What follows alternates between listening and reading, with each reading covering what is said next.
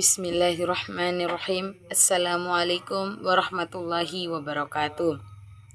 Innal hamdalillah nahmaduhu wa nasta'inuhu wa nastaghfir wa na'udzu billahi min syururi anfusina wa min sayyiati a'malina. May yahdihillahu fala mudhillalah wa may yudlil fala hadiyalah. Asyhadu an la ilaha illallah wa asyhadu anna Muhammadan abduhu wa rasuluh. Amma ba'd. Yang pertama dan yang paling utama, kita panjatkan puji syukur atas kehadirat Allah Subhanahu wa taala. Berkat rahmat dan hidayahnya lah kita masih bisa berkumpul di sini dalam keadaan sehat walafiat. Sholawat serta salam tak lupa pula kita haturkan kepada junjungan kita Nabi besar Muhammad sallallahu alaihi wasallam sebagai suri tauladan bagi kita semua. Pada kesempatan ini saya ingin menyampaikan ceramah mengenai media sosial. Bapak, Ibu, dan teman-teman sekalian, tentunya kita sudah tidak asing lagi dengan kata media sosial. Media sosial sudah menjadi bagian tak terpisahkan dari kehidupan kita.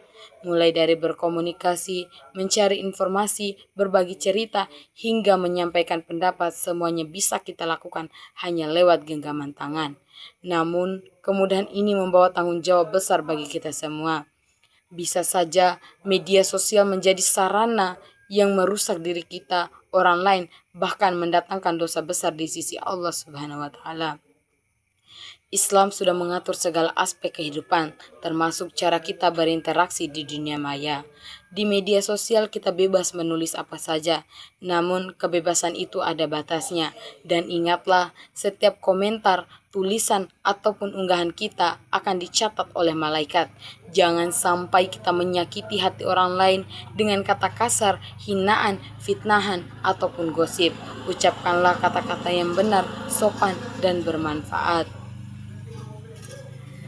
Sebagai umat muslim, akun media sosial kita adalah cerminan diri kita, cerminan iman kita. Isilah media sosial kita dengan konten yang mendatangkan pahala, ilmu, kebaikan, dakwah, atau hal-hal yang bermanfaat. Jangan jadikan media sosial sebagai sarana yang mendekatkan diri kita pada dosa dan kemaksiatan.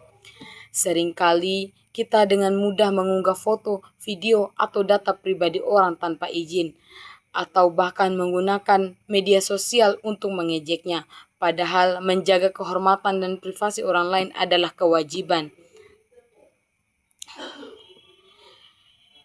Mencari aib, mengunjing, atau menyebarkan keburukan orang lain di media sosial adalah perbuatan yang sangat dibenci oleh Allah Subhanahu wa taala.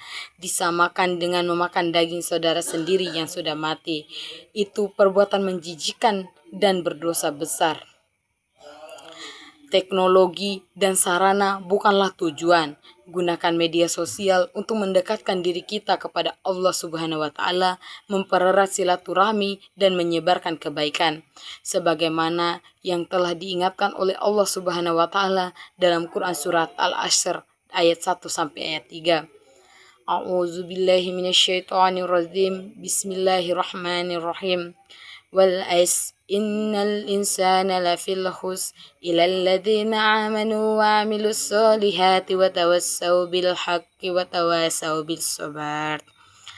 Demi masa, sesungguhnya manusia itu benar-benar dalam kerugian, kecuali orang-orang yang beriman dan beramal soleh, dan saling berpesan kepada kebenaran, dan saling berpesan pada kesabaran.